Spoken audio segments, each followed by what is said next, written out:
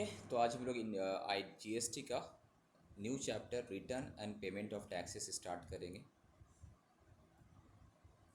तो ये चैप्टर में हम लोग बेसिकली क्या देखेंगे, जीएसटी में क्या क्या रिटर्न्स होता है एंड उसके बाद पेमेंट ऑफ टैक्स में टैक्स लायबिलिटी कैलकुलेट करने के बाद कैसे पेमेंट होगा नहीं होगा वो सब लोग देखेंगे आप। ठीक है। तो जैसे कि इनकम टैक्स में रिटर्न का चैप्टर है, अभी तुम लोग पढ़ोगी, हम लोग कराए नहीं अभी तक। ठीक है। सिमिलरली तुम्हारा यहाँ पे भी जो है जीएसटी में रिटर्न का चैप्टर है। यहाँ पे रिटर्न में क्या रहता है तुम्हारा, ये जीएसटी में अगर हम लोग देखेंगे एक मंथली रिटर्न, एक मंथली रिटर्न यहाँ पे समरी रिटर्न रहता है तुम्हारा, जिसको हम लोग बोलते हैं जीएसटीआर 3B। ठीक है। जैसे कि हम लोग देखे थे सर जीएसटी में, उससे पहले ये देखो GSTR 1 एक रिटर्न दिख रहा है तुमको। GSTR 1 ये क्या था, जो भी तुम्हारा सप्लायर सेल करता होगा, अगर हम सप्लायर है, if I am registered in GST, तो हम जो भी सेल किए होंगे हमको उसका एक रिटर्न सबमिट करने पड़ता है, that is called GSTR 1। Details of outward supply. Outward supply मतलब अगर तुम सब गुड्स सप्लायर हो तो गुड्स सप्लाई ऑफ गुड्स, अगर तुम सर्विस प्रोवाइडर हो तो सप्लाई ऑफ सर्विसेज का बात कर रहे हैं यहाँ पे। ओके। तो उसको GSTR 1 फाइल करने पड़ता है। यहाँ पे नॉर्मली ड्यू डेट तुम्हारा क्या रहता है, 11th। यहाँ पे अलग अलग ड्यू डेट तुम्हारा थे, वो हम बाद में डिस्कस करेंगे ड्यू डेट के बारे में। उसके बाद एक GSTR 1 है, सिमिलरली एक होता है क्या GSTR 2, कहाँ दिया यहाँ पे यार, एक GSTR 2 जो है तुम्हारा ऑटोमेटिक वो ऑटो पॉपुलेट होगा, बिकॉज GSTR 1 अगर कोई फिलअप करेगा तो बाय डिफ़ॉल्ट तुम्हारा GSTR 2A 2B ऑटोमेटिक आ जाएगा। ओके। अब ये GSTR 1 and GSTR 2 and 2B को लेकर जो है समरी रिटर्न होता है, बिकॉज यहाँ समरी रिटर्न में क्या होता है तुम्हारा, एक आउटपुट टैक्स लाइबिलिटी भी रहता है वहाँ, मतलब सपोज ऑन सेल या फिर ऑन सर्विस, तुम सर्विस प्रोवाइड किया, आउटवर्ड सर्विसेज प्रोवाइड की, या फिर जो भी तुम गुड्स बेची, उसमें तुम्हारा क्या जीएसटी होता है, that is called output tax liability. ये कहाँ से आएगा, ये GSTR 1 से आएगा। ओके। अब तुम्हारा पास तो एक GSTR 2A 2B भी होगा, राइट। तो वहाँ से क्या इन ITC मिल जाएगा, इनपुट टैक्स क्रेडिट का डेटा, क्या क्या तुम परचेस की थी, क्या क्या सर्विस ली। अब दोनों को अगर नेट ऑफ करते हैं, यहाँ पे लाइबिलिटी, यहाँ पे ITC, तो नेट में तो कहीं पे होगा calculation, that is GSTR 3B में होता है। ये समरी रिटर्न इसको हम लोग बोलते हैं। ये क्या है तुम्हारा, to be filed as under, अगर रजिस्टर्ड पर्सन है who are not under QRMP scheme. एक QRMP स्कीम रहता है, हम बताएंगे क्या है। तो अगर तुम QRMP स्कीम में नहीं हो तो तुम्हारा लिए ड्यू डेट क्या है, GSTR 3B का 20 तारीख अगले महीने का। सपोज अगर तुमको मार्च का करना है तो अप्रैल का 20 तारीख के अंदर हो जाना चाहिए। अप्रैल का करना है तो मई का 20 तारीख के अंदर GSTR 3B फाइल हो जाना चाहिए। तो इसका ड्यू डेट तुम्हारा 20 तारीख है नेक्स्ट मंथ का। नॉर्मल केस में if you are not registered as QRMP scheme में अगर तुम नहीं हो तो तुम्हारा लिए 20 तारीख है। अगर तुम if registered person who have opted for QRMP quarterly return monthly payment scheme, ठीक है, तो उस केस में तुम्हारा क्या है, अगर एग्रीगेट टर्नओवर 5 करोड़ तक है in the previous financial year and registered in category 1 states, अलग से दिया कैटेगरी 1 स्टेट क्या है, इस स्टेट में, देन से 22nd ऑफ द नेक्स्ट, से 22nd of the next month following the quarter. मतलब यहाँ पे क्या होता है, तुमको मंथली रिटर्न लगाने का ज़रूरत नहीं होता। नॉर्मली अगर तुम रजिस्टर्ड पर्सन हो तुमको मंथली रिटर्न लगाने पड़ते हैं, बट गवर्नमेंट बीच में QRMP स्कीम लाया है, तुमको रिटर्न क्वार्टरली देना है बट पेमेंट तुम मंथली करो।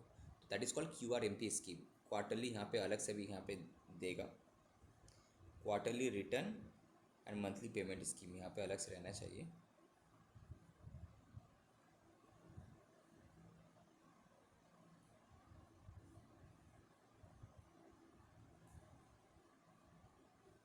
ये रहा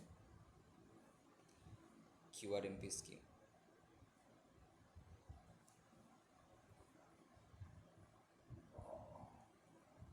यहाँ पे लाने का क्या पॉइंट है, क्या बोल रही हो, लाने का क्या पॉइंट है। पॉइंट ये कंप्लायंस करने का, स्मॉल बिजनेसमैन लोग के लिए मंथली रिटर्न में तो कंप्लायंस कॉस्ट ज़्यादा होता है ना, कॉस्ट ज़्यादा लग जाता है ना उसका, मंथली रिटर्न पैसा लेते हैं ना CFM। ये रहा quarterly return monthly payment of tax QRMP scheme. पहले इसको बता देते तुम लोग के लिए ईजी रहेगा। ये नया आया था, स्टार्टिंग में नहीं था, ये अभी नया जस्ट लाया गया है। ये क्या है, नॉर्मली हम तुम लोगों को पता है कि जीएसटी में मंथली रिटर्न होता है, राइट। एक होता है GSTR 1, जिसको हम लोग जो सेल करते हैं, अगर तुम ट्रेडर हो, सेल करते हो, मैन्युफैक्चर हो, सेल करते हो, तो GSTR 1 में आएगा तुम्हारा जो भी आउटवर्ड सप्लाई है। सर्विस वायर करते हो वो भी तुम्हारा GSTR 1 में आएगा। और GSTR 2 या 2B क्या ऑटोमेटिक है, सामने वाला 1 जैसे फाइल करेगा, if you are also registered in GST तो तुम्हारा GSTR 2A 2B में आ जाएगा। तो दोनों को मिलाकर फिर क्या होता है, एक तरफ तुम्हारा आउटपुट टैक्स लायबिलिटी GSTR 1 से एंड GSTR 2A 2B से इनपुट टैक्स आ जाता है तुम्हारा। अब दोनों को अगर हम लोग नेट ऑफ करेंगे तो GSTR 3B जो समरी रिटर्न है वहाँ पे GSTR 3B से पता चलता है अल्टीमेटली तुमको GST कितना पे करना है आफ्टर यूटिलाइजेशन ऑफ ITC, ठीक है। सो वो तो हुआ तुम्हारा मंथ नॉर्मल जो लोग रजिस्टर्ड है। बट यहाँ पे एक जो QRMP स्कीम लाया, ये क्या है sir, quarterly return monthly payment of taxes. बोला कि quarterly return monthly payment of taxes scheme is a scheme to simplify the compliance for small tax payer. जो लोग स्मॉल टैक्स पेयर है, जिसका टर्नओवर ज़्यादा नहीं है, उन लोग के लिए अगर मंथली रिटर्न्स सबमिट करेगा तो उसके लिए तो कंप्लायंस कॉस्ट ज़्यादा हो जाता है ना। एक रिटर्न फाइल करने का सपोज मंथली में 5,000 रुपये ले लेगा, तो महीने में 3 महीने में 15,000, तो उस जगह पे अगर एक ही क्वार्टरली कर देगा तो कंप्लायंस कॉस्ट तो बचेगा। तो QRMP स्कीम लाया। तो under this scheme the tax payers having an aggregate turnover at PAN level मतलब ऑल इंडिया लेवल पे, ओके, कितना up to 5 crore in the preceding financial year. अगर उसका पिछला फाइनेंशियल ईयर में, लास्ट ईयर में उसका टर्नओवर 5 करोड़ तक है, then he can opt for quarterly GSTR 1। तो वो जो GSTR 1 अभी जो मंथली कर रहा था, मंथली नहीं करेगा, क्या करेगा, 3 महीने का एक साथ, 3 महीने में तुम जो भी बेचा तो 3 महीने का एक साथ क्वार्टरली GSTR 1 करेगा। However, for first 2 months he can file IFF। वो IFF एक इंटरनल IFF रिटर्न फाइल करेगा by 13th of the next month. क्यों? बिकॉज अगर तुम रिटर्न नहीं फाइल करेगा, ठीक है, तो सामने वाला को तो क्रेडिट नहीं मिलेगा ना, हम लोग को पता है, राइट। अगर सपोज हम एक स्मॉल टैक्स पेयर है, हम कोई बड़ा ऑर्गेनाइजेशंस को हम कुछ सप्लाई किए व सर्विसेज दिए हैं, तो अगर हम 3 महीना बाद रिटर्न फाइल करेंगे तो सामने वाले का तो GSTR 2A 2B में आएगा ही नहीं, सामने वाला को रिटर्न मिलेगा नहीं। तो इसीलिए यहाँ पे बोला कि ठीक है, तुमको बेनिफिट दे रहे, तुम क्वार्टरली फाइनल रिटर्न फाइल करो, पर तब तो एटलीस्ट IFF तो करो, इंटरनल तो एक करो, इससे सामने वाला को तो क्रेडिट मिल जाएगा। तो 13th of the next month, 13 तारीख का तुम कर, IFF अगर है तो 13 तक हो जाना चाहिए। एंड GSTR 3B तो करना ही पड़ता है तुम्हारा, GSTR 3B फाइलिंग्स। तो quarterly GSTR 1 and GSTR 3B quarterly करेगा एंड मंथली में सिर्फ IFF करेगा, ठीक है। IFF का फुल फॉर्म अगर देखा जाए, IFF का फुल फॉर्म हो गया तुम्हारा invoice furnishing facility through outward supply through inward furnishing facility, invoice furnishing facility IFF। ये QRMP स्कीम वालों को दिया गया। इससे सामने वाला तुम इनवॉइस जैसे अपलोड कर दे रहे हैं तुमको, सो दैट सामने वाला जो तुम्हारा सब कस्टमर है उसको अपना क्रेडिट मिल जाए, ओके। बट तुमको जो एक्चुअल रिटर्न जो लगाना है वो कब करना है, क्वार्टरली करना है। GSTR 1 जो तुम मंथली करा था क्वार्टरली तुम करो, GSTR 3B भी क्वार्टरली तुम करो। लिमिट क्या है, अगर तुम्हारा टर्नओवर लास्ट ईयर 5 करोड़ का अंदर है तो। बट हर महीना तुमको इनवॉइस फर्निशिंग फैसिलिटी का थ्रू से, IFF का फुल फॉर्म क्या है बोलो, क्या है, इनवॉइस फर्निशिंग फैसिलिटी। इसका थ्रू से तुमको हर महीना 13 तारीख के अंदर इनवॉइस अपलोड कर देना। सपोज मार्च का इनवॉइस अप्रैल का 13 तक अपलोड हो जाना चाहिए, सो दैट सामने वालों को क्रेडिट मिल जाए, अदरवाइज चेन ब्रेक हो जाएगा। A payment can be made in the first 2 months by a simple challan, जिसको बोलते हैं फॉर्म GST पेमेंट। मतलब तुम अभी तक नॉर्मली क्या होता है, अगर तुम नॉर्मल रिटर्न में तुम रहता है, अगर if you are not in QRMP scheme, तो तुम हर महीना GSTR 1 GSTR 2A का बेसिस में, 2A 2B का बेसिस में तुम GSTR 3B फाइल करते हो, GST लाइबिलिटी कैलकुलेट करते हो, उसके बाद तुम उसको GST का पेमेंट करते हो। बट इस केस में तुम्हारे लिए ऑप्शन दिया गया, तुम अपना 2 महीना में एक प्रोविजनल अमाउंट अपने हिसाब से एक लाइबिलिटी कैलकुलेट करके, ठीक है, 3 महीने में तुम तीसरा महीने में तुम फाइनल रिटर्न तुम लगाना, एक्चुअल लायबिलिटी कैलकुलेट करना फाइनल। बट उससे पहले जो बाकी 2 महीना जो बचा हुआ थोड़ा थोड़ा 2 months में तुम सिंपली चलान का थ्रू से GST पेमेंट कर देना। For the ease of tax payer system has assigned quarterly frequency to small tax payer automatically. Small tax payer को क्वार्टरली फ्रीक्वेंसी दिया है सिस्टम, ठीक है। So the tax point in case the aggregate turnover अगर exceed कर जाता है 5 करोड़ रुपया during any quarter in the current financial year, the registered person shall not be eligible for this QRMP scheme के लिए वो एलिजिबल नहीं होगा। ओके, तो लिमिट क्या है 5 करोड़। द मोमेंट 5 करोड़ उसका अगर कोई भी टाइम में अगर एक्सीड किया तो वो नॉर्मल स्कीम में उसको मंथली में फिर उसको आ जाने पड़ेगा। Okay, the options to avail QRMP scheme, full form क्या है QRMP स्कीम का बताओ? Quarterly return, monthly payment. Return quarterly लगाएगा बट GST का पेमेंट मंथली करेगा। ठीक है, स्कीम इज GSTN वाइज, मतलब ये जो है GSTN वाइज। सपोज तुम्हारा कंपनी है, सपोज तुम्हारा कंपनी XY लिमिटेड, तुम्हारा कंपनी का 5 तो GST का नंबर है, तो अलग अलग GST के लिए अलग अलग तुम कर सकते। कोई GST 1 के लिए तुम QRMP में जा सकते हो, किसी के लिए तो therefore some GSTNs of for a PAN might be eligible for QRMP scheme and remaining might not be eligible for to opt this scheme। ठीक है, नेक्स्ट। नाउ एलिजिबिलिटी क्या है सर? इन केस ऑफ अगर नया registration है तो newly registered person हो तो एलिजिबल हो ही जाएगा, बिकॉज टर्नओवर तो हुआ ही नहीं 5 करोड़, वो मिल जाएगा। बट जैसे 5 करोड़ क्रॉस करेगा उसके बाद ऑटोमेटिकली न्यू नॉर्मल स्कीम में आ जाएगा वो। If the registration is granted on any date during the first month of the quarter, the registered person will be able to opt for the QRMP scheme from the beginning itself। अगर उस quarter मतलब 3 महीना का होता है। Okay, suppose अप्रैल में, जून में से अप्रैल में उसको मिल गया रजिस्ट्रेशन तो वो QRMP स्कीम में स्टार्टिंग से रह सकता है। बट अगर रजिस्ट्रेशन उसको मिला on any of the date during the latter of 2 months of a quarter, मतलब अप्रैल में नहीं मिला, जून में मिला, 2 महीना बाद मिला क्वार्टर का, then the registered persons will be able to opt for QRMP scheme only from the next quarter से मिलेगा। आइदर तुम फर्स्ट क्वार्टर का फर्स्ट मंथ का अंदर तुमको अगर मिल गया तो ठीक है, अदरवाइज तुमको 2 महीना बाद मिला तो तुमको नेक्स्ट क्वार्टर से तुमको लेने पड़ेगा। इन case of others, registered person can opt in for any quarter for the first day of the second month of the preceding quarter से ले सकता है। सो इसके बारे में हम लोग डिस्कस किया क्या? Invoice furnishing facility IFF, detail of जो भी आउटवर्ड सप्लाई करता है, आइदर उस आउटवर्ड सप्लाई ऑफ गुड्स हो, आउटवर्ड सप्लाई ऑफ सर्विसेज हो, इनवॉइस फर्निशिंग फैसिलिटी का थ्रू से उसका डिटेल्स को अपलोड करने पड़ते हैं। The registered persons opting for the scheme would be required to furnish the details of an outward supply in the form GSTN 1 every quarter में करने पड़ता है। However the supplier has been given an option to furnish the detail monthly, तुम detail दे सकते हो through invoice furnishing facility का through से, which is in optional in nature, ये कंपल्सरी नहीं ऑप्शनल है। It has been introduce for furnishing the details of invoice of supply made to registered person for the first 2 months of the quarters. It is to be noted that the tax payer can upload a maximum of 50 lakh invoices in each of the 2 months। ₹50 lakh तक का invoices 2 महीने in each, एक महीने में 50 लाख तक का invoices रुपया में अमाउंट अपलोड कर सकता है। इन्वॉइस में बी अपलोडेड एट वंस या फिर continuously from the first day of the month till the 13th of the succeeding month. तेरा पास टाइम रहता है नेक्स्ट महीने का 13 तारीख तक, तो इस बीच तुम जितना मर्जी उसको उसमें अपलोड कर सकते हो।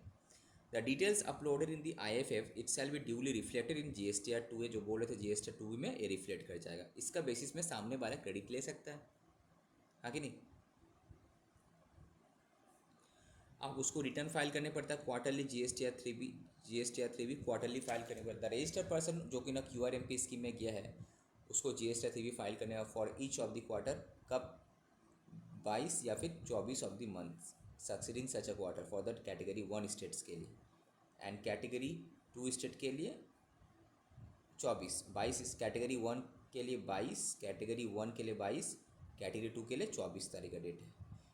एनी एक्सेस पेमेंट अगर पे कर चुका है उसको रिफंड मिल जाएगा। Monthly payment of tax, return तो ठीक है चल क्वार्टरली लगाएगा QRMP स्कीम में। अगर कैटेगरी 1 स्टेट में तो 22 तारीख तक उस क्वार्टर का उस क्वार्टर जैसे खत्म हो, सपोज अप्रैल में जून खत्म हो तो जुलाई का 22 तारीख तक कैटेगरी 1 स्टेट के लिए, और कैटेगरी 2 स्टेट के लिए क्वार्टर जैसे खत्म हो नेक्स्ट मंथ का 24 तारीख तक हो जाना चाहिए। बट यहाँ पे कैटेगरी 1 कैटेगरी 2 क्या होता है अभी हम लोग देखेंगे। यहाँ पे था ना कैटेगरी 1 कैटेगरी 2, विल सी। अब बट टैक्स जो पेमेंट करेगा मंथली, एक्चुअल तो नहीं पे कर रहा, provisional amount. The registered person under QRMP scheme would be required to pay the tax due in each of the first 2 months of the quarter by depositing the due amount in form GST this. The amount shall be deposited by 25th day of the next month. 25 तारीख तक उसका ये जो monthly tax है जमा हो जाना चाहिए. The amount deposited by the registered person in the first 2 months shall be utilized for offsetting the liability. So finally तुम GST 3B में क्या करेगा, टैक्स लाइबिलिटी कैलकुलेट किया तुम. अब जो लाइबिलिटी कैलकुलेट किया उसमें तुम माइनस कर दोगे जितना तुम ऑलरेडी जमा कर चुके हो, GST जितना पे कर चुके हो डिपार्टमेंट को, वही चीज़ बोल रहे हो. Discharge of liability in first 2 months of the quarter. If in first 2 months of the quarter the payment of liability can be made either by two methods. कैसे? Fixed sum method. Portal will generate a pre filled challan. Portal जो है GST portal automatically एक चालान generate करेगा. The system generate करता है pre filled challan in case in this case is commonly also known 35% चालान. मैं तुम्हारा जो सेल्स अमाउंट होगा उसका 35% बाई डिफॉल्ट जनरेट कर देता है. उसके बाद तुम सेल्फ असेसमेंट भी कर सकते हो. The actual tax due is to be paid through challan in form this by considering the tax liability on inward and outward supply को मिलाकर एंड इनपुट एज क्रेडिट लेने के बाद प्रीफिल एक आ जाएगा. उसके बाद तुम अपना असेसमेंट करो कितना तुम्हारा होना चाहिए अंदाज से, उसके बाद तुम पेमेंट कर दो.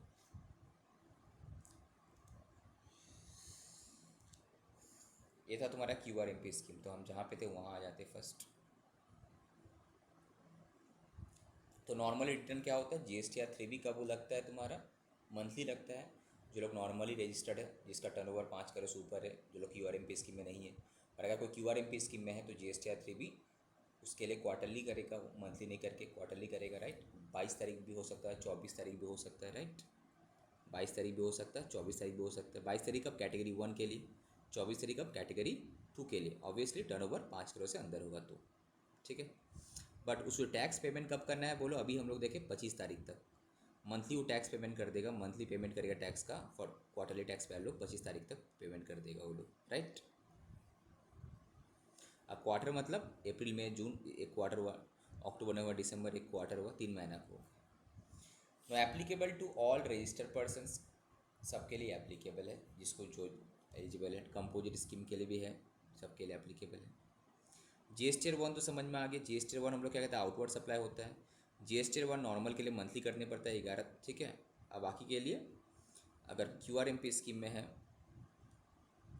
जो कि ना QRMP स्कीम में उसके लिए 13 है, और जो QRMP स्कीम में नहीं है उसके लिए 11 तारीख तक हो जाना चाहिए GSTR 1. Registered person who are not under QRMP scheme, quarterly return monthly payment of tax वाला स्कीम में जो नहीं है उसके लिए 11 तारीख of the next month GSTR 1 हो जाना चाहिए. अगर कोई QRMP स्कीम में है तो ये क्वार्टरली लगाएगा. राइट. मंथली भी नहीं, क्वार्टरली. तो अप्रैल में जून खत्म हुआ तो जुलाई का 13 तारीख, तो 13th of the subsequent quarter. Right. वो क्वार्टर जैसे खत्म हुआ उसका 13 तारीख, उसका नेक्स्ट महीना का 13 को करेगा वो. बट याद रहे जो हर महीना वो इन्वॉइस जो अपलोड करता है using invoice funding facility 50 lakh से ऊपर उस नहीं अपलोड कर सकता.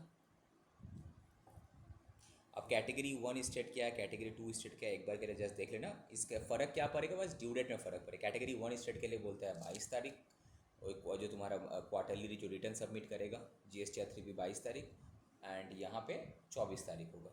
ठीक है. कैटेगरी 2 वाले स्टेट के लिए.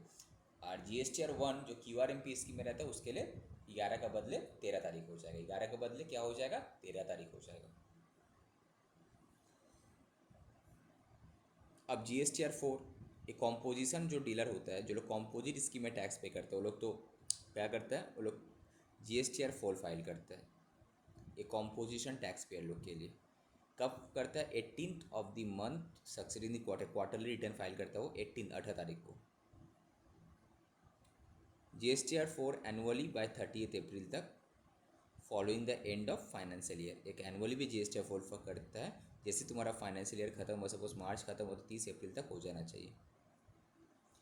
GSTR 5 कौन करता है, नॉन रेसिडेंट टैक्स पेयर लोग GSTR 5 करता है. GSTR 5 है monthly return by online information system वाले लोग के लिए. ये सब जब रीड कर लेना. GSTR 6 एक कौन करता है, monthly input service distributor. Input service distributor क्या होता है, बेसिकली हेड ऑफिस वगैरह में क्या होता है, कोई सर्विसेज नहीं देता है, ना ही वो लोग को बेचता है. तो वहाँ पे भी तो ऑफिस है, वहाँ पे भी तो कुछ सर्विसेज लेता है, तो वहाँ पे भी तो इनपुट टैक्स क्रेडिट मिलेगा. तो उन लोग केस में इनपुट सर्विस जो डिस्ट्रीब्यूटर होता है उसको GSTR 6 फाइल करने पड़ता है.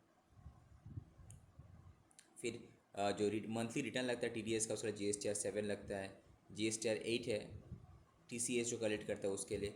ये इंपॉर्टेंट है, GSTR 9A 9A 9C, GSTR 9 9A 9C, ये एनुअल रिटर्न लगता है यहाँ पे। एनुअल, ये मंथली मंथली तो लगता ही है, उसके बाद एनुअली भी एक रिटर्न लगता है तुम्हारा। 31 दिसंबर लास्ट होता है, 31 December of the next financial year. मतलब अगर तुम्हारा जैसे कि ये 2022-23 ख़त्म हो गया मार्च में, तो अभी टाइम है 31 दिसंबर तक एनुअल रिटर्न फाइल करने का, ठीक है।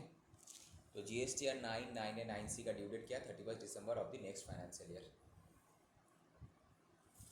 फिर GSTR 10 होता है तुम्हारा final return, annual return, final return within 3 months of the date of the cancellations और date of order of the cancellation whichever earlier. एक फाइनल रिटर्न भी तुम रिवाइज रिटर्न भी लगा सकता है यहाँ पे। GSTR 11, return to be filed by a person having UIN, unique identification number, with respect to inward supply receive by him to file the refund of taxes. Refund of tax claim करने के लिए उसके पास GST number नहीं है, but उसके पास एक UIN number रहता है, तो इस UIN नंबर वाला लोग के लिए GSTR 11 होता है। किस लिए? अगर उसको रिफंड क्लेम करना है तो। ये था तुम्हारा रिटर्न का कहानी। मेनली इंपॉर्टेंट क्या है? GSTR 1 है सप्लाई के ऊपर, GSTR 2 है ऑटोमेटिक हो जाता है, GSTR 3 भी टैक्स लायबिलिटी कैलकुलेट करते हैं। Output tax liability, input tax liability, input tax रहता है, क्रेडिट रहता है, और उसके बाद नेट में कितना टैक्स देना है, बट टैक्स रिफंड मिलेगा, राइट। GSTR 3 भी यही चीज़ क्वार्टरली हो जाएगा। अगर कोई QRMP स्कीम है तो उसका डेट अलग अलग, 22 तारीख है, 24 तारीख है, और टैक्स उसको मंथली पेमेंट करने पड़ता है। और मंथली जो इन्वॉइस अपलोड करता है 50 लाख से ऊपर नहीं कर सकता वैल्यू का।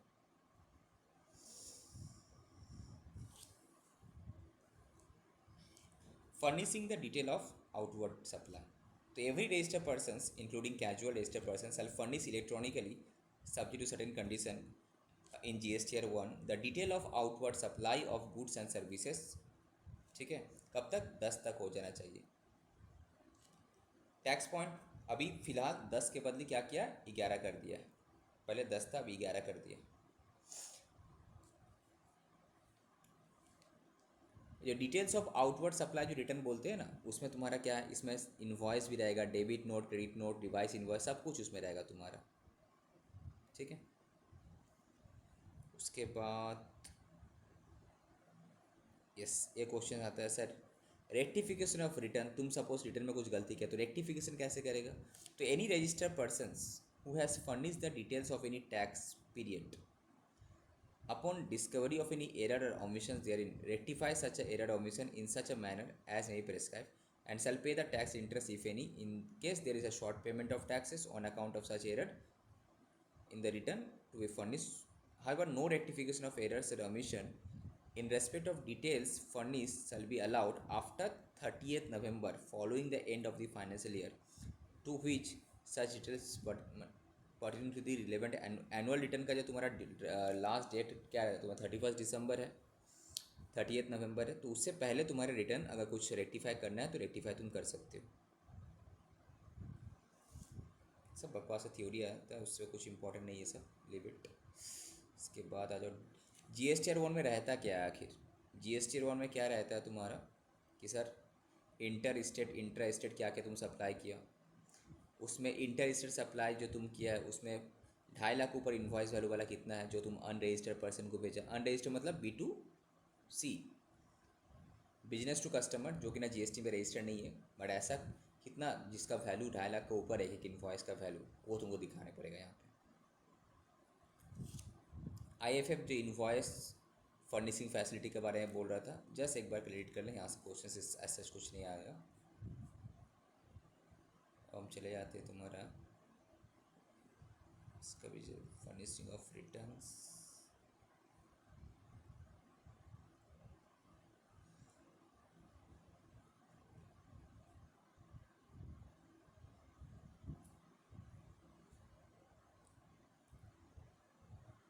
सब तो QRMP स्कीम तो हम करा दिए। यहाँ पे CBIC का जो कुछ FAQ है उस पर हम लोग डिस्कस करते हैं। याद दिलाना, ये चैप्टर कराने के बाद मेरे पास जो चार्ट है ना GST का, उस चार्ट से भी हम कराएंगे, ठीक है। Central board of indirect tax and committee का FAQ क्या है कि what type of outward supply details are to be filed in return, क्या क्या रहना चाहिए? तो GSTR 1 में क्या रहता है सर? टैक्स इनवॉइस भी रहता है, debit note, credit notes, zero dated, सब कुछ यहाँ पे रहता है। इवन अगर तुम अनरजिस्टर्ड पर्सन को भी बेचा है तो वो भी रहता है तुम्हारा वहाँ पे। बोला is the scan copy of the invoice to be uploaded along with GSTR1? No scan copy is no scan copy invoice is to be uploaded, only certain prescribe field है वहाँ पे। Whether all invoices have to be uploaded, no only B2B करना है। अब B2C का क्या करना है, सिर्फ हमको 2.5 लाख के ऊपर है तो दिखाना है, अदरवाइज नहीं, right. Whether description of each item in the invoice will have to be uploaded? No. In fact, description will not have to be uploaded. Only HSN code एक होता है, देखना तुम लोग कोई गुड्स परचेस करोगे 8 डिजिट के कोड रहता है, तो HSN कोड के ऊपर डिपेंड करता है क्या GST का रेट लगेगा नहीं लगेगा। तो HSN code in respect of supply of goods and services उसको फिट करने पड़ता है, मिनिमम नंबर ऑफ एक डिजिट रहता है। Whether value for each transaction has to be filed in GSTR1? What if no consideration? Yes, not only the value but taxable value has to be fed. In some cases, both may be different. In case there is no consideration but it is a supply by virtue of Schedule 1, without consideration भी supply हो सकता है because of Schedule 1, then the taxable value will have to be worked out as prescribed.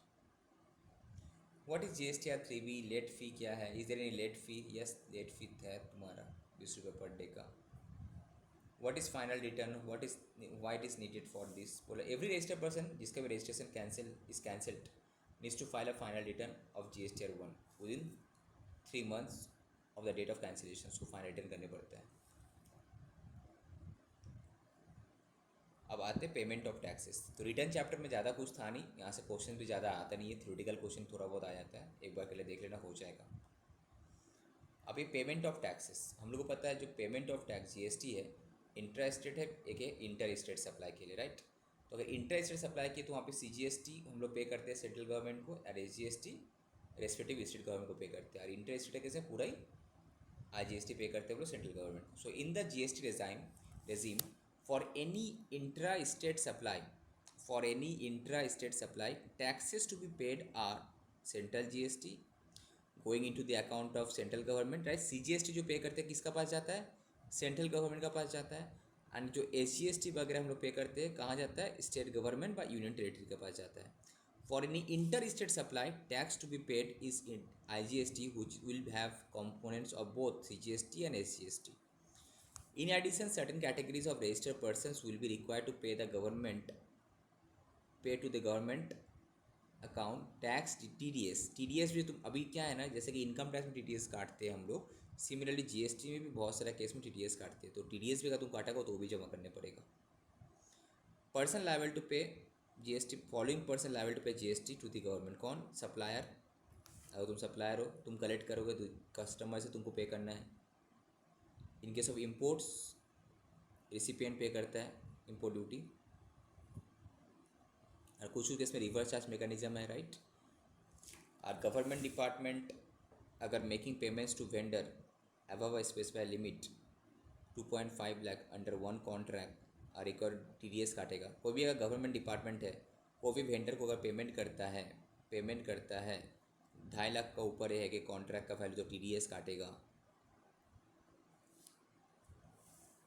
एक होता है e ledger and registers on the common portal. GST common portal में electronic credit ledger रहता है, इलेक्ट्रॉनिक कैश लेजर भी रहता है। Electronic cash laser में पैसे जमा रखने पड़ता है, क्रेडिट लेजर में तुम्हारा ITC रहता है, तो वहाँ से क्रेडिट को एडजस्ट करने के बाद तुम्हारा GST जो लायबिलिटी होता है वो तुम कैश लेजर से पेमेंट करता है। मेथड ऑफ पेमेंट, तुम आइदर इलेक्ट्रॉनिक कैश लेजर के थ्रू से तुम पेमेंट कर, अगर तुमको ITC नहीं लेना है, या फिर थ्रू अगर तुम पूरी ITC ले रहा है तो इलेक्ट्रॉनिक क्रेडिट लेजर के थ्रू से तुम एडजस्ट करो।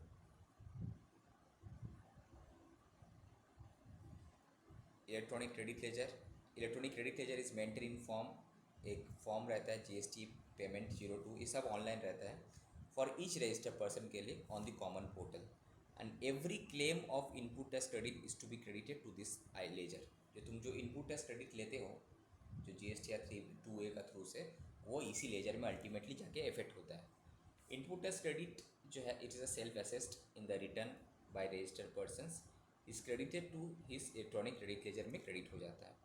The only way the electronic credit ledger can be credited is through filing of return. तुम रिटर्न फाइल करेगा तभी जाके इसमें आएगा, अदरवाइज नहीं होगा। The amount available in the electronic credit ledger can be used for making output tax liability, right. हम लोग क्या ये जो बोलते हैं ना आईटीसी का यूटिलाइजेशन करना, कैसे, क्रेडिट लेजर का थ्रू से। In case a registered person has claim refund, अगर तुम रिफंड क्लेम किया for any unutilise amount from the electronic credit ledgers, तो इतना से तुम्हारा वो माइनस हो जाएगा, राइट। ईसीएस बेसिकली क्या है, तुम्हारा एक एसेट है, जितना तुम क्रेडिट लोगे ये बढ़ेगा, जितना क्रेडिट यूटिलाइज करोगे कमते रहेगा तुम्हारा। Electronic cash ledger, every deposit made to us tax interest penalty whatever it is, वो सब तुम्हारा इलेक्ट्रॉनिक कैश लेजर में रहता है तुम्हारा। ऑर्डर यूटिलाइजेशन तो हम लोग फर्स्ट चैप्टर में कर लिए थे। अगर आईजीएसटी है तो पहले आईजीएसटी को आईजीएसटी के साथ हम लोग सेटलमेंट करते हैं, उसके बाद सीजीएसटी एसजीएसटी। अगर सीजीएसटी है तो पहले सीजीएसटी के साथ, बाद में आईजीएसटी के साथ।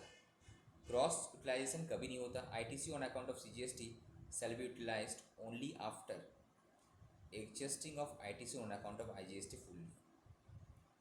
सबसे पहले आईजीएसटी का हम पूरा यूटिलाइज करेंगे, उसके बाद अगर बैलेंस बचा तो जाके आईजीएसटी को हम सीजीएसटी के साथ करेंगे। ऐसा नहीं कि आईजीएसटी का पूरा बैलेंस हम यूटिलाइज ही नहीं कि हम सीजीएसटी के साथ चले गए, नो। यहाँ पे ITC on account of CGST shall be utilised towards payment of IGST before utilising ITC on account of SGST. और दूसरा क्रॉस यूटिलाइजेशन पॉसिबल नहीं है, ये तो हम लोग को पता ही है, नया कुछ भी नहीं है यहाँ पे। सेम एसजीएसटी, पहले एसजीएसटी के साथ, उसके बाद अगर बैलेंस बचा तो आईजीएसटी के साथ।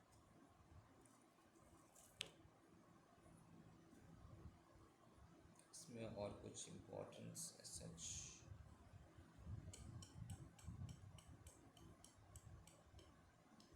तो बुक में इतना खास कुछ तो दिया हुआ नहीं है। ये एक क्वेश्चन है, कुछ सीबीएसई का क्लैरिफिकेशन था। What happens if the taxable person files the return, तो रिटर्न तो फाइल कर दिया but does not make payment of tax, but तुम जीएसटी पेमेंट नहीं किया, तो क्या होगा। In such a case the return is not considered as valid return, उसको वैलिड रिटर्न नहीं माना जाएगा। Section defines a valid return to mean a return furnished under section 39 subsection 1 on which self assessment tax has been paid in full। अगर तुम return file करके self assessment तो किया but tax he payment नहीं किया तुम, ठीक है, तो उसको वैलिड नहीं माना जाएगा। It is only the valid return that would be used for allowing ITC. ITC तभी मिलेगा जब तुम्हारा रिटर्न वैलिड है, अदरवाइज इनपुट टैक्स क्रेडिट तुमको नहीं मिलेगा। Which date is considered as date of deposit of tax dues, जिस दिन तुम्हारा गवर्नमेंट अकाउंट में पैसा क्रेडिट हो गया। ई लेजर क्या होता है पता है, electronic ledger, electronic cash ledger, electronic credit laser.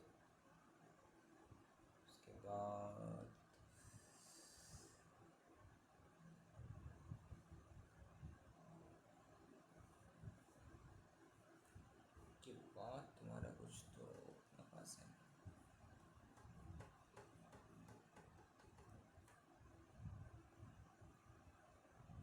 ये सब तो ठीक है, लायबिलिटी रजिस्टर तो समझ में आ गया, लायबिलिटी रजिस्टर का कुछ है सच। इसको पढ़ो, what are the debits made to the electronic liability register. तो इलेक्ट्रॉनिक लायबिलिटी रजिस्टर, लायबिलिटी मतलब तुम्हारा लिए लायबिलिटी है, ओके। अमाउंट पेबल, जो तुम्हारा आउट जीएसटी पे करना है, आइदर टैक्स जीएसटी पे करना है बट इंटरेस्ट लग तुमसे चार्ज किया, लेट फी चार्ज किया, तो तुम्हारा अमाउंट क्रेडिट होगा। डेबिट क्या होगा, जब तुम पेमेंट कर देगा तो तुम्हारा यहाँ पे डेबिट हो जाएगा, बट तुम्हारे से कोई टीडीएस काट लिया वो सब तुम्हारे यहाँ पे डेबिट हो जाएगा, तो सिंपल है। कुछ यहाँ पे इसको स्टडी करते हैं। Total input tax credit on input and input services कितना है, 9 लाख रुपया है, okay. ITC attributable exclusively for non business purpose included in serial number 1 above, क्या इसका क्रेडिट मिलेगा कि नहीं मिलेगा, बोलो मिलेगा कि नहीं मिलेगा 75,000 का क्रेडिट।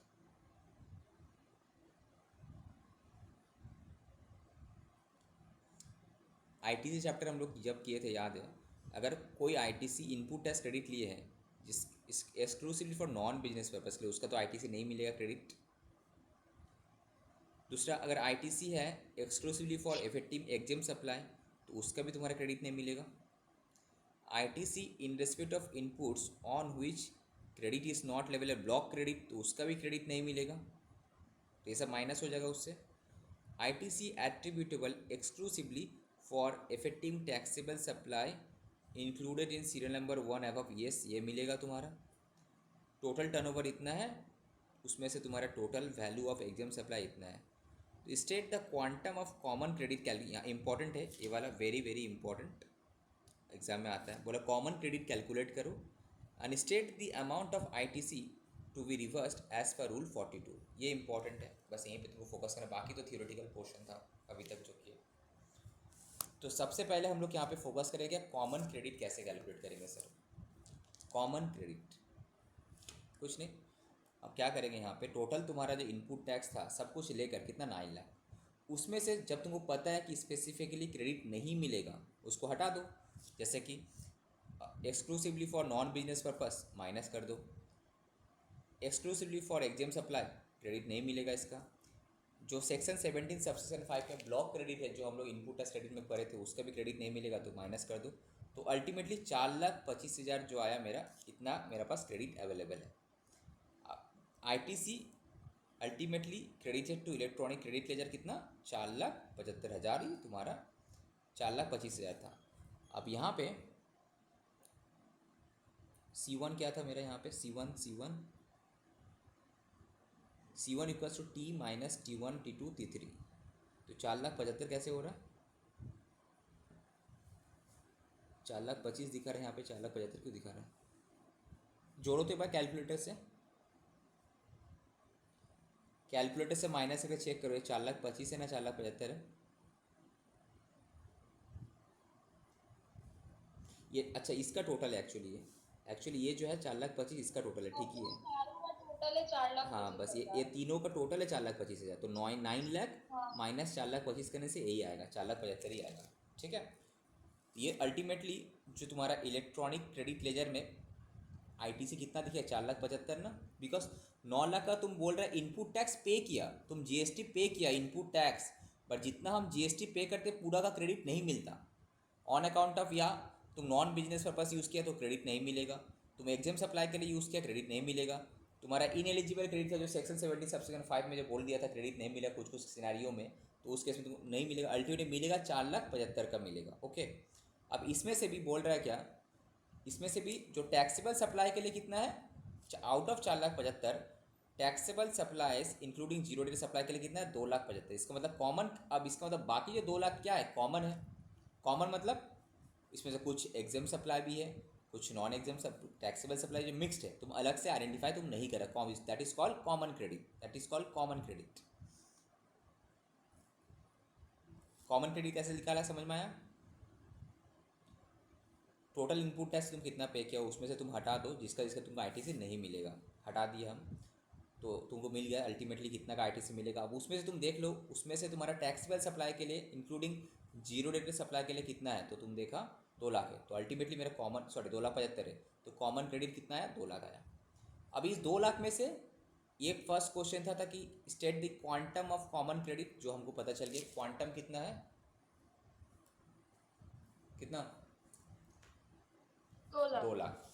अब नेक्स्ट क्वेश्चन क्या था, कुछ आईटीसी रिवर्स होगा एज पर रूल 42, बोल रहा है कि अगर तुम्हारा इस ऐसा सिनेरियो कि तुमको तुम्हारा कुछ एक्सक्लूसिवली नहीं है, कुछ उसमें एग्जाम सप्लाई भी घुसा हुआ है, कुछ टैक्सेबल सप्लाई भी घुसा हुआ है, ऐसा कितना के लिए 2 लाख वाला जो है, इसमें हम बाइफर्केट नहीं कर पा रहे, इसमें कितना एग्जाम सप्लाई का है कितना टैक्सेबल सप्लाई का है, तो कॉमन क्रेडिट है तुम्हारा।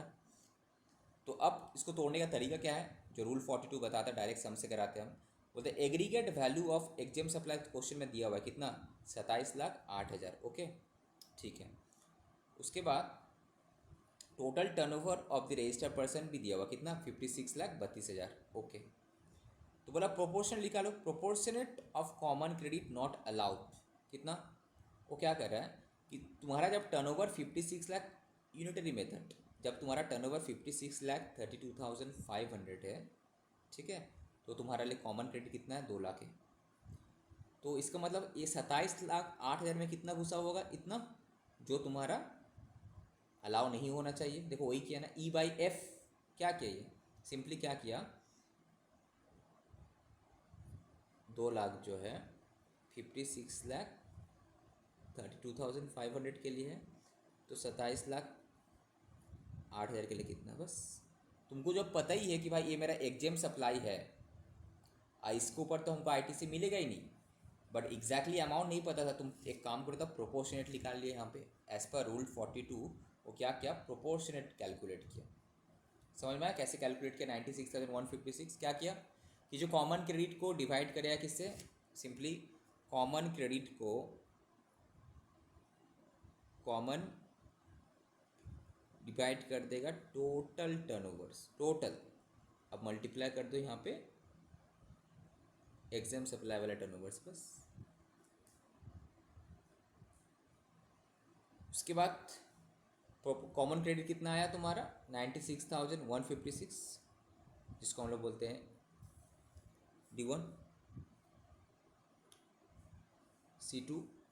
अब 5% प्रोपोर्शनेट नॉट, अब 5% of the common credit not allowed, कितना, ये जो तुम्हारा C2 था, ये जो कॉमन क्रेडिट 2 लाख था, उसका 5% अलाउ ऐसे भी नहीं करेगा। टोटल ये प्लस ये दोनों मिलाकर 1,06,156 तुम्हारा ITC रिवर्स हो जाएगा on account of common credit. Normally तुम्हारा प्रोपोर्शनेट करके जो आ रहा है वो तो अलाउ डिसअलाउ हो गई, ITC में अलाउ नहीं करेगा। दूसरा जो तुम्हारा कॉमन क्रेडिट है उसका सीधा सीधी 5%, 2 लाख का 5% कितना होता है 10,000, वो भी तुम्हारा अलाउ नहीं करेगा। तो अल्टीमेटली दोनों ऐड करके 1,06,156। समझ में आया कि नहीं समझ आया? ये वाला क्वेश्चन इंपॉर्टेंट है, आ सकता है एग्जाम में। तो कॉमन क्रेडिट कैसे कैलकुलेट करने पड़ेगा शुभम बताओ।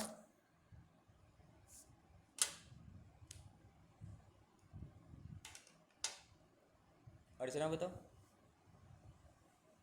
वो जो टोटल इनपुट टैक्स इनपुट रहेगा सर्विस वाला, उसमें से जो नहीं, जिसमें नहीं मिलेगा इनपुट टैक्स क्रेडिट, वो सब लेस कर कौन देंगे। कौन केसेस में नहीं मिलता input tax credit? Exempt supply वाले में नहीं मिलता। अगर एक्सक्लूसिवली एग्जाम हाँ, सप्लाई है नहीं मिलेगा। और नॉन नॉन बिजनेस तो बिजनेस पर्पस है तो वो भी 10%। नहीं मिलेगा। अगर सेक्शन 17(5) जो ब्लॉक क्रेडिट अलग से करे थे उस पर्पस में, तो वो भी नहीं मिलेगा। तो बाकी क्या हम बचा इसके, तो ये बाकी जो बचा एलिजिबल है। अब उसमें से तुमको देखना है कि इसमें से हम आइडेंटिफाई कितना कर पा रहे हैं। हम आइडेंटिफाई कर पाए 2,75,000 जो कि टैक्सेबल सप्लाई का है, ठीक है, उसको माइनस कर दो। तो बाकी जो है इसमें तो कॉमन है, कुछ भी, कुछ एग्जाम्ड वाला के लिए, कुछ इसके लिए। तो अब उसको कैसे अलग करेंगे सर? टर्नओवर के रेशियो में।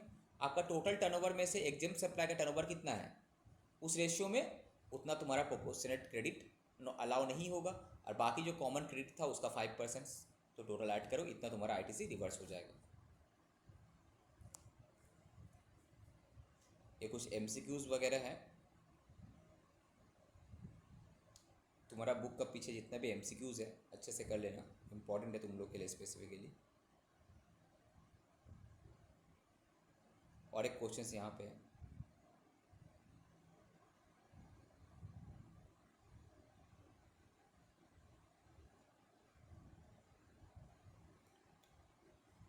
न्यूमेरिकल क्वेश्चंस है DNA वाला, और एक तुम्हारा क्या है, पायनियर एग्रो लिमिटेड।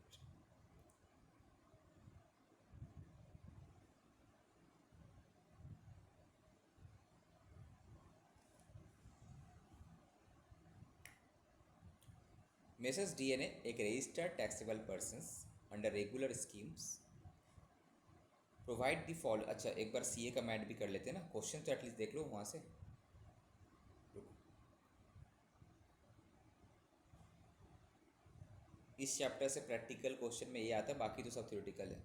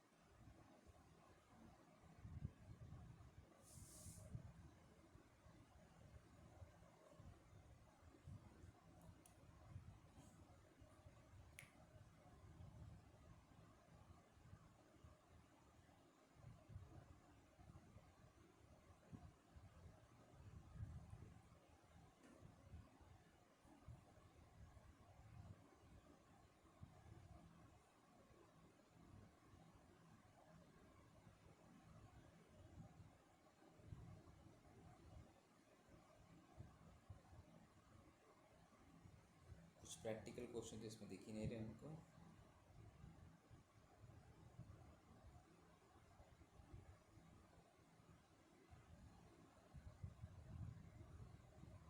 इसमें तो लोग दिया ही नहीं है कुछ।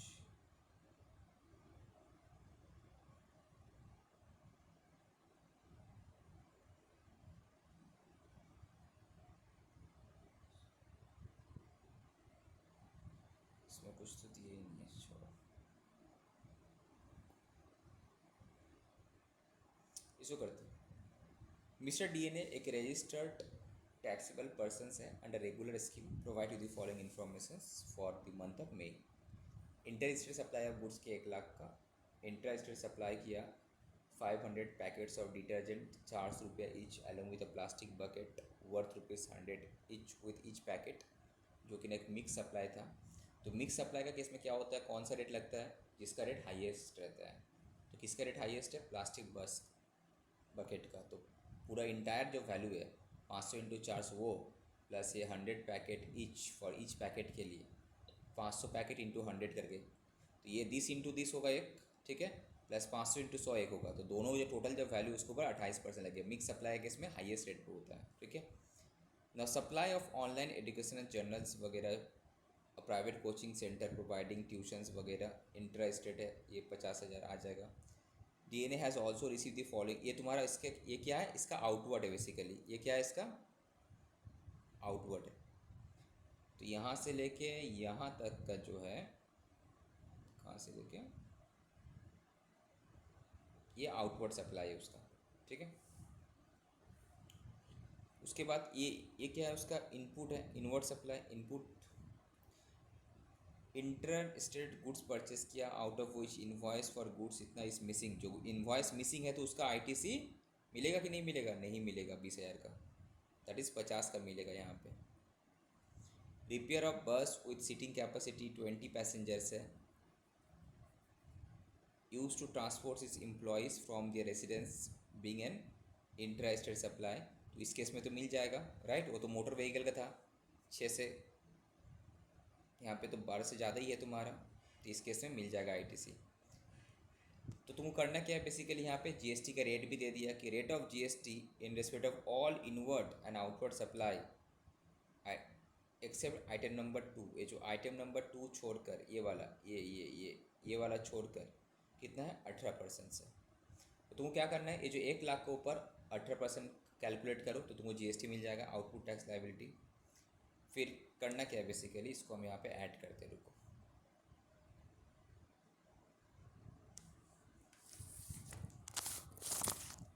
यहाँ पे लिखो टैक्सेबल वैल्यू और यहाँ पे लिखो जीएसटी, ठीक है।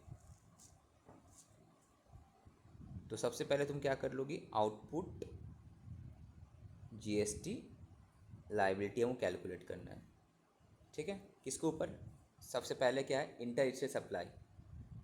सो इंटर स्टेट सप्लाई, इसमें जीएसटी लगेगा ना आईजीएसटी लगेगा, बोलो। इसमें एक इसमें एक इस तीन कॉलम, इसमें 3 कॉलम होगा, इसको और छोटा करो। एक तो करो तुम यहाँ पे SGST CGST, बिकॉज जीएसटी में सब अलग अलग अलग अलग होता है, ठीक है, या IGST, ठीक है। और यहाँ पे तुम कर लो टैक्सेबल वैल्यू, मैंने जिस वैल्यू के ऊपर जीएसटी लगेगा, ठीक है। यहाँ पे वैल्यू कितना है 1 लाख, तो 1 लाख के ऊपर कौन सा लगेगा जीएसटी, IGST SGST ना CGST। इसका 18% मतलब कितना हो गया तुम्हारा 18,000, यहाँ पे आ जाएगा, ओके। उसके बाद ये जो मिक्स सप्लाई वाला कहानी था, ये जो मिक्स सप्लाई हम शॉर्ट में लिखते हैं मिक्स सप्लाई, तुम लोग समझ जाना मिक्स सप्लाई मतलब उसके इसका बोलो। यहाँ पे टैक्सेबल वैल्यू कैसे कैलकुलेट करेंगे हम लोग, 500 into 400, 500 into 400 plus 500 packet into 100 रुपये करके, तो टोटल वैल्यू कितना हुआ कैलकुलेट करो 20,000। और यहाँ पे शायद कितना आ रहा, 500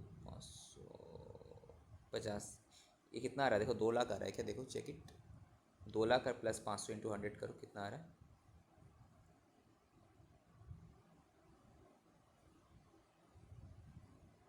कितना आ रहा, 2,50,000। 2,60,000। दोनों ऐड करके तो 2,60,000 ही आ रहा यस है, सर। ठीक है। ये कौन सा सिर्फ 50,000। 50? हाँ। हाँ। ठीक है। और ये कौन सा सप्लाई है यहाँ पे बोला है, देखो इंट्रा स्टेट, तो क्या लगेगा यहाँ पे CGST SGST लगेगा ना। तो यहाँ पे हाँ। 9, बट यहाँ पे 9 नहीं, यहाँ पे अलग से बोल दिया कितना परसेंट, 28%, बिकॉज ये मिक्स सप्लाई है। तो यहाँ पे 28% का रेट में लगेगा। तो यहाँ पे CGST एंड SGST लगेगा एट द रेट 28 का हाफ 14 करके। तो यहाँ पे 2,00,000, तो यहाँ पे परसेंटेज लिखना ही नहीं है, तुम डायरेक्ट यहाँ पे लिख दो ना, 1,00,000 का ऊपर 18%, इस केस में 2,50,000 का ऊपर 14%, कितना आता है देखो। इस केस में भी सेम, कितना आएगा 2,50,000 का 14%, 35,000। यहाँ पे 35,000 आ गया CGST में, और SGST में आ गया तुम्हारा 35,000, ठीक है। उसके बाद और क्या है, जनरल बेचा, तो ये भी तुम्हारा टैक्स लगेगा जनरल्स वाला केस में, कितना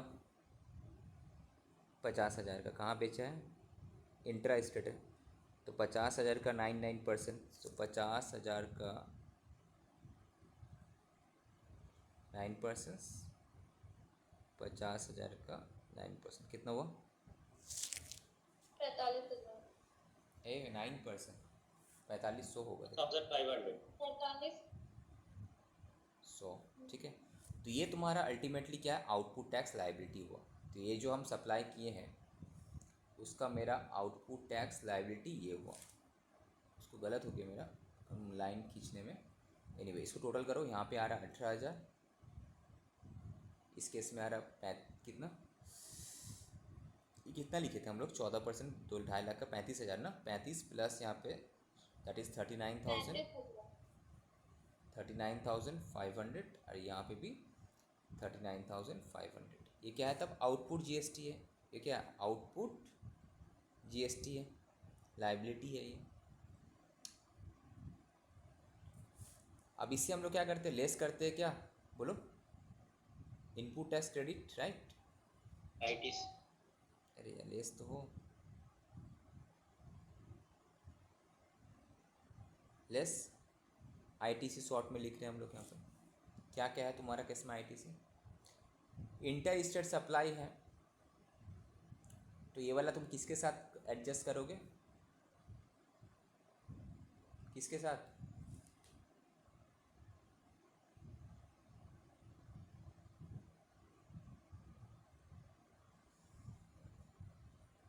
कितना है, 50,000, दोनों। 50,000 है। तो सबसे पहले IGST का लाइबिलिटी के साथ हम IGST को सबसे पहले करेंगे, राइट। तो 18,000 था, तो 18,000 को पूरा एडजस्ट कर लो, राइट। तुम्हारा बैलेंस कितना है तुम्हारा पास, पहले ये चेक कर लो। IGST का बैलेंस मेरे पास ऑलरेडी ओपनिंग था 40,000,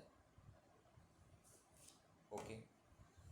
सो व्हाई नॉट, हम एक काम करते हैं, IGST का एक लेजर मेंटेन कर लेते हैं। नेक्स्ट पेज में आ जाओ, पहले एक लेजर, नेक्स्ट पेज। तुम क्या करोगे यहाँ पे, ITC का लेजर देख लो एक बार, IGST, CGST एंड SGST, ठीक है। तो ये तुम्हारा ओपनिंग बैलेंस था, किसका कितना था, 40, 5 और 5, ठीक है। 40,000, 5,000, सॉरी 5,000 एंड 5,000, ठीक है। अब और क्या क्या एडिशंस हुआ during the year, but during the month हुआ ये। एक तुम्हारा इंटर स्टेट हुआ, उसमें कितना का था, 50,000 का था, बट तुम क्रेडिट 70,000, क्रेडिट कितना मिलेगा तुमको इस केस में, कितना मिलेगा क्रेडिट, 70,000 पूरा मिलेगा ना, 50,000 मिलेगा, 50,000। 50,000। हाँ, बिकॉज इन्वॉइस तो हर आ गया तुम्हारा, नहीं मिलेगा। तो यहाँ पे क्रेडिट में तुम्हारा जमा हुआ 50,000, ओके, IGST का इसमें, ओके। नोट देने पड़ेगा वहाँ पे कि 20,000 क्रेडिट नहीं मिलेगा। अगेन रिपेयरिंग ऑफ बस वाला जो केस था, तो इस केस में तो रिपेयर कर रहा है वो बस, तो मिल ही जाएगा। 50,000 का है, 12 से कैपेसिटी से तुम्हारा ज़्यादा ही है तुम्हारा, तो 50,000 का इंटर स्टेट है, ठीक है। तो 50,000 का हाफ ऑफ कितना होता है? अच्छा ये क्या है सर्विस, अरे यार कहाँ चले गए? ये 50,000 का तुमको टैक्स लेना पड़ेगा ना, ये तो वैल्यू है। 50,000 का कितना परसेंट होगा? 18% करने पड़ेगा ना हम लोग को। 50,000 का वो तो वैल्यू था रे भाई, 18% करो कितना होता है? 9,000। 9,000। समझ में आया? वैल्यू था ना वो। और उसके बाद जो तुम्हारा बस का रिपेयर हुआ उसका भी मिल जाएगा वो। अगर 12 से कम 12 का होता तो नहीं मिलता। तो बस है, बस का तो ज़्यादा पैसेंजर कैपेसिटी है वहाँ पे। तो वहाँ के कितना अमाउंट था इसका? 50,000 था। सो 50,000 का 9%, यहाँ भी 9%, कितना हो? 4,500, 4,500, ठीक है। उसके बाद तुम्हारा क्या बचा? और कुछ है क्या? बस। तो अल्टीमेटली मेरे पास बैलेंस कितना है? टोटल बैलेंस अवेलेबल मेरे पास आईटीसी अवेलेबल, आईटीसी कितना अवेलेबल है तुम्हारे पास? 49,000। यहाँ पे है 9,500, यहाँ पे भी है 9,500, ओके। बट तुमको चाहिए कितना? IGST liability 18,000। तो 18,000 हम क्या करेंगे? सबसे पहले आईटीसी, इसको दिस कॉल आईटीसी यूटिलाइजेशन। जो हम जीएसटीआर 3B जो करते हैं ना, समझो तुम जो ये जो की ना इतना, सपोज तुम जो ये जो की, ये कहाँ पे किए होंगे हम? जीएसटीआर 1 में। अरे कहाँ से पता चला होगा हमको? ये जीएसटीआर 2A 2B का बेसिस से पता चला। ये जो फाइनली हम लायबिलिटी अब कैलकुलेट कर रहे हैं, ये कैसे कर रहे? जीएसटीआर 3B का थ्रू से कर रहे। अब हम क्या करेंगे? मेरे पास देखना है कि सर आईजीएसटी के लिए हम आईजीएसटी यूटिलाइज करेंगे। आईजीएसटी को सेटअप करेंगे कितना? 18,000 ले लिए पूरा, ओके। अभी भी तुम्हारे पास बैलेंस है कितना? 49 माइनस 18, कितना बैलेंस बचा? 49 माइनस 18 करने से 31,000। तो तुम किसके साथ एडजस्ट करोगे नेक्स्ट? सीजीएसटी के साथ, राइट। तो नेक्स्ट हम क्या करेंगे? 31,000 हम उससे पहले एडजस्ट करेंगे। उससे पहले सीजीएसटी को तो सीजीएसटी के साथ कर लो। यहाँ पे देखो बुक में था, यहाँ पे आओ।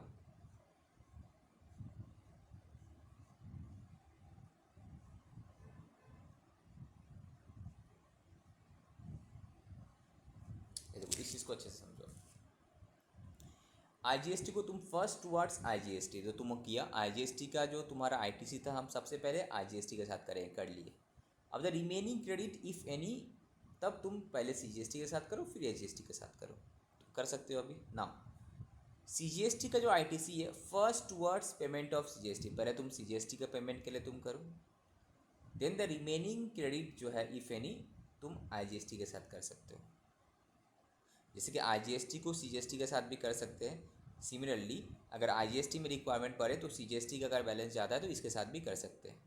That is IGST and CGST cross utilisation possible है। पर याद रहे यहाँ पे ITC on account of CGST shall be utilised only after existing ITC on account of IGST fully. एक चीज़ समझ में आया? इसका मतलब क्या बोल रहे हैं?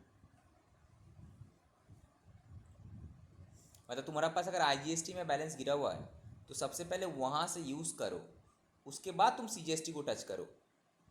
अगर मतलब सीजीएसटी का अगर तुम्हारा आउटपुट टैक्स लायबिलिटी है उसको एडजस्ट करना है ना, तो सबसे पहले तुम चेक करो क्या तुम्हारा पास आईजीएसटी का बैलेंस है। अगर बैलेंस है तो उससे करो, बाद बाकी तुम सीजीएसटी से लो।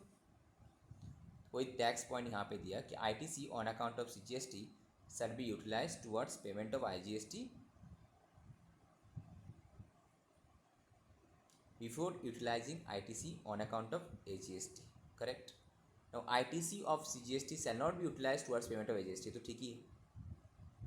सिमिलरली यहाँ पे जब तुम AGST में आएगा, AGST को सबसे पहले AGST के साथ, बट एक पॉइंट है तुम AGST का ITC तब यूज़ करेगा जब तुम्हारा IGST का ITC पूरा एग्जॉस्ट हो चुका है तब। अदरवाइज बैलेंस पहले AGST से लो उसके बाद तुम यहाँ से लो, ठीक है। अब तुम यहाँ पे आ जाओ।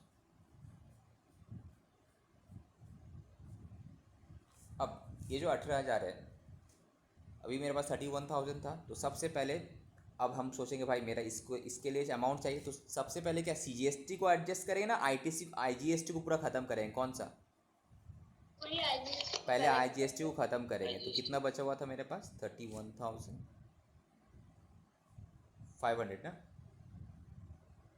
नहीं, सिर्फ 31,000 था। 31,000 था। तो अब तुम्हारा IGST ख़त्म हो गया। Now IGST fully utilised, right. अब तुमको और कितना चाहिए? 39 माइनस 5 ये करो, दैट इज़ 9,000, 8,500 चाहिए। अब तुम्हारे पास CGST है, देखो CGST का बैलेंस कितना है? 9,500, तो आराम से हो जाएगा। तो 8,500 हम यहाँ पे यूटिलाइज कर लिए, ठीक है। संग संग यहाँ पे लिखते जाओ कि ITC तुम यूटिलाइज कितना किया। ITC यूटिलाइज कितना कर लिए? पूरा 49,000 कर लिए। तो बैलेंस कितना हुआ तुम्हारा? यहाँ पे नील हो गया। इस केस में 8,500 किया, तो बैलेंस कितना बचा? अभी तेरे पास 1,000 बचा, राइट। ये पूरा ख़त्म हो गया तुम्हारा। ये नील, ये टैक्स, ये नेट, GST, लाइबिलिटी, इस केस में नील देने का ज़रूरत नहीं, इस केस में भी नील देने का ज़रूरत नहीं। इस केस में आते हैं अब भाई, अब तुम बोले AGST से पहले चेक करो ITC का, IGST का कुछ बचा है? IGST का कुछ नहीं बचा, राइट। तो IGST से तो हम नहीं ले सकते, AGST से तो पॉसिबल ही नहीं है। तो बाकी बचा AGST से लेंगे, कितना लेंगे? मैक्सिमम 9,500 से ज़्यादा हो नहीं पाएगा। तो बाकी पेमेंट कितना करना है? 30,000 पेमेंट करना है। समझ में आया? समझ में आया कैसे लायबिलिटी कैलकुलेट करने पड़ते हैं? इस टाइप का सम्स आ सकता है एग्जाम में, ठीक है। कॉमन क्रेडिट देख के जाना, ये वाला देख के जाना, इस टाइप का।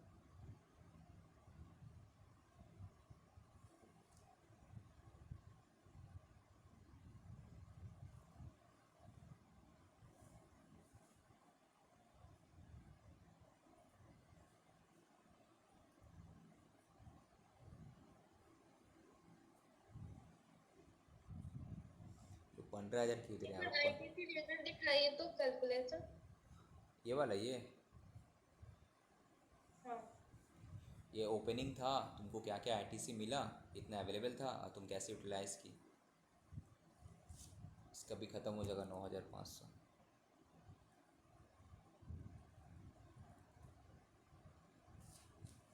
या 15,000 क्यों दिया है लोग? Minimum net GST payable in cash by this for 15,000 कहाँ से? 15,000 तो पॉसिबल नहीं है। 5 5 40 सीधा 15,000 कैसे लेके आ रहे हैं? 1,18,000 18,000 ही हुआ तुम्हारा, ठीक है। उसके बाद यहाँ पे तुम लोग सही किए थे ना, ये 2.5 लाख ही हुआ था ना ये तुम्हारा। कैलकुलेशन चेक कर लेना, ठीक है। बुक में 15,000 क्यों बोला पता नहीं, तो 30,000 आ रहा है। 15 क्यों बोला तुम लोग? कैलकुलेशन एक बार चेक कर लेना। 2.5 लाख का 14% करो, कितना होता है?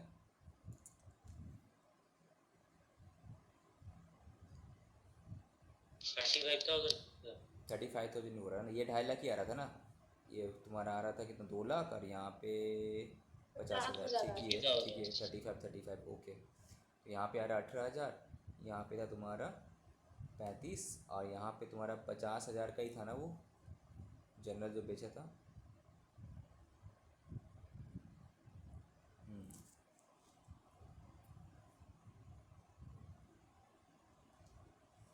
50,000 का 9% मतलब हो गया तुम्हारा 45,045, ठीक है। ये तो टोटल के तो 39,500 ठीक है। 18,000, तो 18 हम पूरा यूटिलाइज कर लिए यहाँ पे।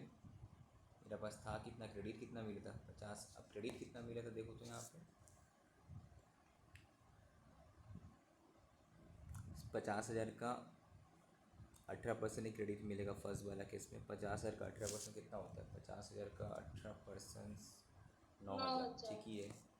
तो 49,000 मेरे पास था यहाँ पे, ठीक है। उसके बाद क्या हुआ? 50,000 का ये वाला तो मिल ही गया। 50,000 का उस केस में भी तुम्हारा 9% मिल जाएगा। 4.5 मिल गया। 9,500 ठीक ही तो है सर। तो 15,000 कैसे 30,000 होगा तो भाई 18,000 पूरा खिला लिए हम लोग। मेरे पास अगली 31,000 था। यह करने के बाद इस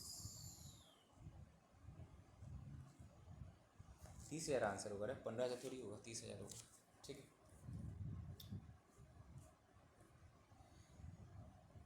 ओके। अब ये क्या बोल रहा है,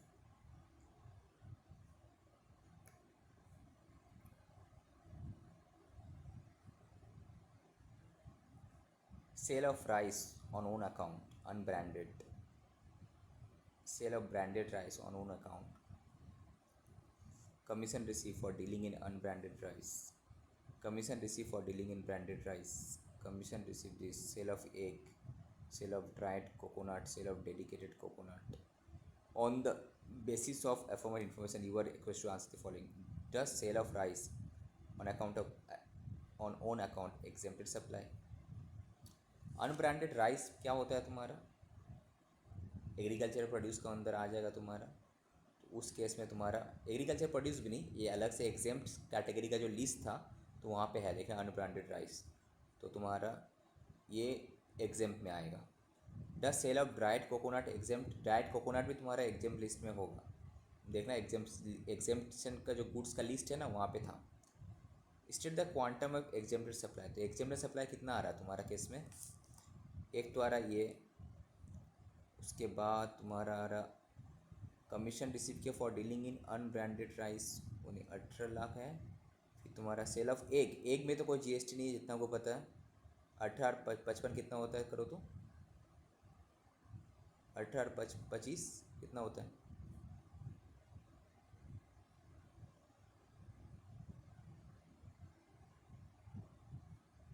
4300। 18 कितना हुआ 43। हाँ ठीक है, उसके बाद तुम ए भी ऐड करो, 43 और 5 48, ठीक है 48 हुआ। अब तुम्हारा बच्चा कितना, और 5 टोबैको लीव्स, कमीशन रिसीव तो तुम्हारा आएगा 2.5 लाख 1 लाख, ये तो आएगा। ब्रांडेड राइस जो बेचा है, ब्रांडेड राइस में तो तुम्हारा जीएसटी होगा। और एक तो रुको, एक में है डेसिकेटेड कोकोनट, ये साला इसमें है कि नहीं एक बार चेक करना पड़ेगा। ये तुम्हारा इसमें कोकोनट, इसमें भी शायद नहीं है, ये बार चेक करना, गूगल में मारना यहाँ पे, ठीक है कि डेजिकेटेड कोकोनट पे तुम्हारा जीएसटी है कि नहीं, एग्जेम्प्ट कैटेगरी का लिस्ट में तुमको पता चल जाएगा वहाँ पे। ये शायद नहीं है, एक पे तो नहीं है, बट ये तीनों में तो जीएसटी लगना चाहिए। ब्रांडेड राइस इसमें तो टैक्सेबल कितना होगा 5 लाख, और यहाँ पे कितना आ रहा है 5 lakh. Tobacco leaves, dealing in tobacco leaves का कमीशन रिसीव किया ना, उस कमीशन रिसीव तो आएगा तुम उसका केस में। यहाँ पे लोग 11,50,000 दे रहे हैं, मतलब 5 5 6 11,50,000 कैसे दे रहे हैं यहाँ पे। इसको एक बार इंडिविजुअली चेक कर लेना कि किस किस में जीएसटी एग्जेम्प्ट है, ठीक है। चलो अब नेक्स्ट क्लास में को याद दिलाना, तुम लोग कस्टम्स एक्ट हम पढ़ाएंगे। ये कितना बड़ा है एक बार देखो तो कस्टम्स वाला।